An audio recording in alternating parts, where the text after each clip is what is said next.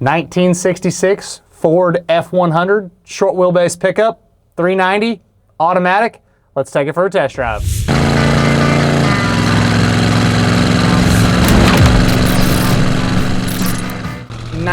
'66 Ford F100 short wheelbase, obviously two-wheel drive pickup. Really fun and a really clean Ford short bed truck. This truck has a replacement 390 motor in it. It is still topped with a 2-barrel intake and carburetor. Runs really well for what it is. Has good power. Transmission is a 3-speed automatic transmission. Again, the driveline that's in the truck is not original to it, but has, again, good power, cruises down the road nice. I don't know how many miles are on it, but again, strong mechanically. For being manual steering and manual drum brakes, those components do function really well, and it is an easy truck to drive. It'll cruise at 65, even 70 miles an hour if you wanted to, and these trucks are not really designed for that, so this one is a better driving F100 of this vintage that I've had.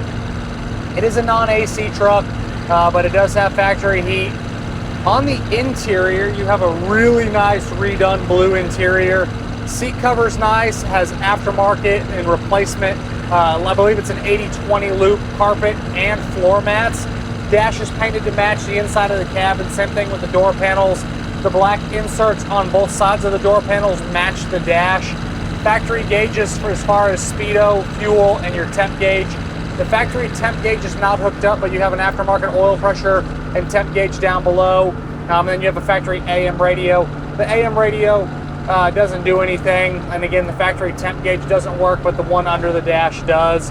You have your factory really large Ford steering wheel, a little bit of pitting in the center portion of the steering wheel, and a couple little hairline cracks in the steering wheel itself.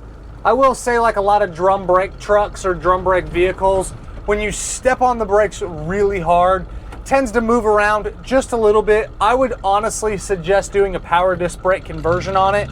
Not a difficult or expensive thing to do for these trucks, so I always suggest doing that. That'd be the first thing I would do, is do a power disc brake conversion on it.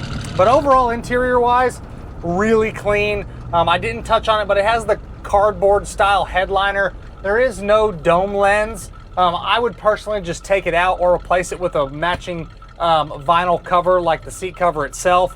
That's just my personal preference. A couple small things are not working. When you turn the headlights on, the dash lights don't want to illuminate very well. The heater is there, but the blower motor doesn't do anything. The wipers don't work. The parking brake needs adjustment. And then the radio and the reverse lights are not coming on. So some simple things. Again, not a terrible list because these trucks are really simple. But if you check out the additional informations tab on the website, pcclassiccars.com, you will see a yes, no, doesn't work section within that additional informations tab, as well as motor numbers, the casting number, and all that stuff will be in there as well. We're warmed up, we're cruising about 180 degrees, so we're gonna go ahead and roll into the throttle some.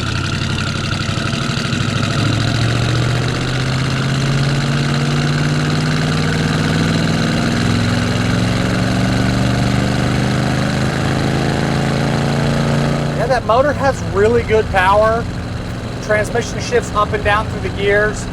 I will say you get a few little fluid leaks from the underneath. The more you drive it, the better it could get. A seal might let go, but you have a little bit of seepage from the bottom of the motor. On the underneath of the pickup, it is a true short bed truck. Floors, frame rails, the bottom side of the bed, all that does look good. Has had a little bit of work done on the floors as well as the inner rockers, but it is a very solid truck. I got it from a customer or a gentleman here in Texas. I don't know how long he lived in Texas, but it very well could have been a Texas truck since new. I just don't have any paperwork to 100% support that. But it really is a good solid pickup on the bottom. You're not fighting rust battles. I can't say enough about how well this pickup drives. Very comfortable and enjoyable to drive. On the exterior, it has been fully repainted. The hood has a couple small imperfections, but overall the quality of the paint is nice. Stock style wheels, good tires all the way around. The emblems and the bumpers do appear to be original, so they are a little bit worn.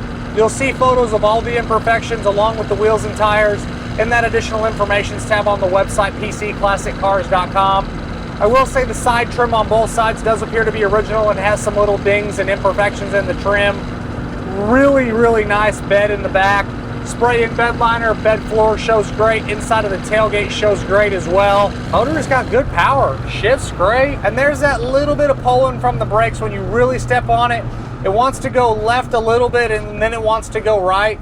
If you hold the steering wheel, it does stop true and straight. Again, just kind of notorious on your drum brakes. Suspension has been lowered a little bit. These are the twin I-beams. It looks like it's been lowered in the front just a little bit, and then shackles in the rear. Driving feels like a stock suspension truck. Same thing with the steering. Is a very comfortable ride, does not beat you to death. Sometimes these can kind of be rattle traps or not the most comfortable trucks to drive. This one is very comfortable. I will say that the turn signals, you do have to manually cancel it. It will go left and the turn signal on the dash does illuminate on the left and the right. But if you don't manually cancel it, your turn signals will stay on. You have your metal visors there that fold down on both sides. Glass is all in great condition. Windshield super easy to see out of. Side windows look good.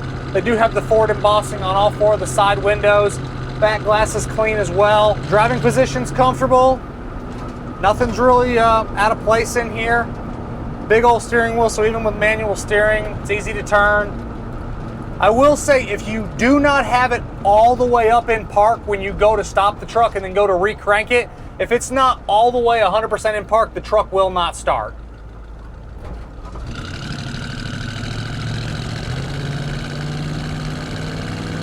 Roll into the throttle some. Still retains the manifolds, does have duals coming out the back with tailpipes underneath the rear bumper. Not a crazy loud pickup, has a good sound to it. I would upgrade it to some Flowmasters if you ask me. I just like a little bit more of a sound. But if you like kind of a quieter exhaust where you hear more motor, this is a great setup. And again, as you can see, the brakes do work well. You just got to put your foot into the pedal a little bit harder.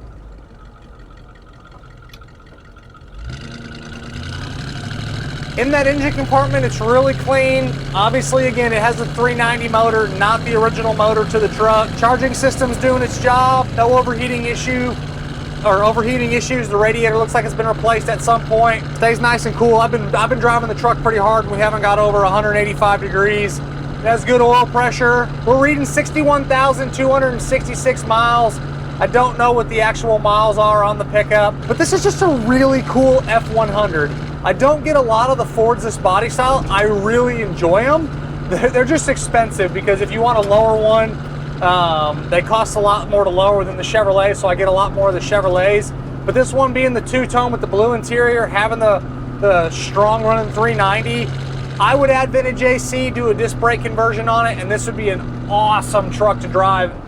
You can upgrade the emblems. They're readily available for a few bucks just to kind of take the truck to the next level. Either restore the trim or just leave this on there or buy some new trim. Pretty much a great truck to drive like it sits, or you could do some upgrades mechanically or cosmetically, and you'll have yourself one hell of a short bed F100.